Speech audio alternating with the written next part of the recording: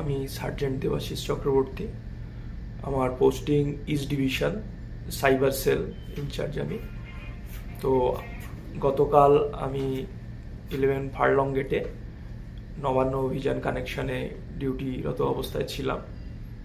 আমাদের ইস্ট ডিভিশনের সাহেব ডিসি শ্রী আরিস বিলাল আইপিএস ওনার ট্যাগ টিমে ছিলাম। তো আমাদের ওখান থেকে ইনস্ট্রাকশন আসে যে আমাদের স্ট্যান্ড রোডের দিকে, গোয়ালিয়র ঘাটের দিকে মুভ করতে হবে। আমরা রেড রোড ধরে স্ট্যান্ড রোডের দিকে যাচ্ছিলাম।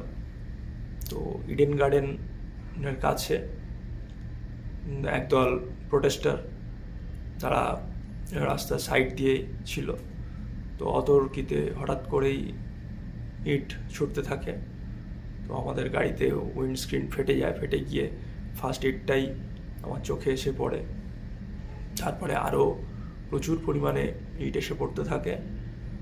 কোনো মতে আমাদের ড্রাইভার ওখান থেকে গাড়ি ঘুরিয়ে নিয়ে চলে যায়। আমরা প্রাণে রক্ষা পাই এবং আমার চোখ থেকে অঝরে রক্ত ঝরতে থাকে। তারপরে আমাকে ওখান থেকে পিজি হসপিটাল এবং এখানে শঙ্কর নেত্রালয়ে নিয়ে আসা হয়।